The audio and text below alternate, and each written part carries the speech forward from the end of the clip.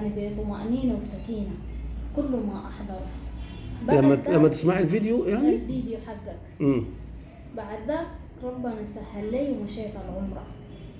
رحت العمرة؟ رحت العمرة. أنا ذاتي كنت في السعودية الفترة ديك. أول ما رحت العمرة ودعيت يعني دعوة كده خاصة، قلت يا ربي أنا الزول كل يوم بحضر في الفيديو بتاعه ده والعالم الكبير اللي أنا بيني وبينه بلاد ده وما في وسيلة تقربني، بس أنت من عندك سهل لي أنا أوصل الزول ده ويعالجني. يا سلام، يعني طلبتي من ربنا سبحانه وتعالى. أيوة. صراحة أنا ادعيت في العمرة كثير، يعني طلبت إنه أنا بس تعالجني أنت، ولأنه أنا كده حاسة بسكينة وطمأنينة تجاهك يعني.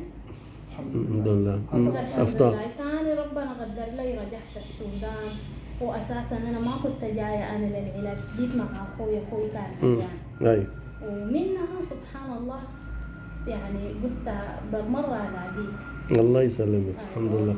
يعني ما كانش في نية يعني حكاية الأورام دي اللي فيها دي ما كانش يعني مش هتطلع اعتبار ولا حاجة يعني، ولا كنت عايزة تتعالجي برضه وكده؟ لا أنا كنت عايزة أتعالج، لكن كنت بس عايزاك أنت. صراحة ما فكرت أمشي لأي زول، وحتى في السودان أخواتي طلبوا مني تقابلي وكده وتمشي، يعني بعد ما قابلته وعرفت إنه الورم ده كبير وبيدخلني في مشاكل، بس حاجة كده خطت لي قالت لي إنه خلاص ده حيكون على يدك أنت. لا إله إلا الله.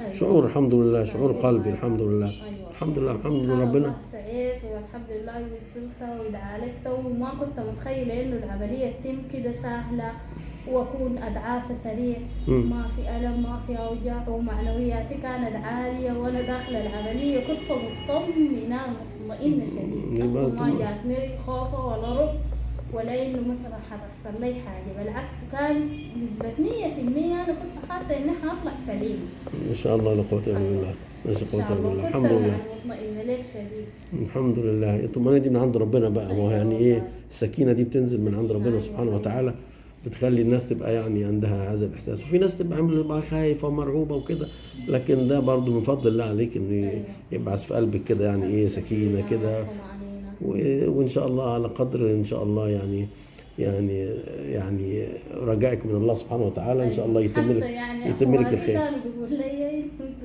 تطلبي تشوفي زول زي ده وزول في المكانة دي وعلى مستوى العالم ودايرة يعالجي. لا انت اطلبي قدر لا اله الا الله. لا عايز لا حرج على فضل الله، في حاجه اسمها لا حرج على فضل الله. ربنا اذا اراد بامرؤ خير ربنا بيسر له كل سبيل، حتى لو مش بيفكر فيه. يعني يوزب من كل ذي عقل العقل، يخلي كل واحد كده يفكر يتجه في اتجاه، وان شاء الله اللي يعني الرجاء من المولى سبحانه وتعالى هو اللي بيحصل المحصله باذن الله. الحمد لله رب العالمين. الحمد لله. الحمد لله انك بخير، ربنا يتم عليك الخير ويأذن بالخير ان شاء الله باذن الله تعالى. الحمد لله.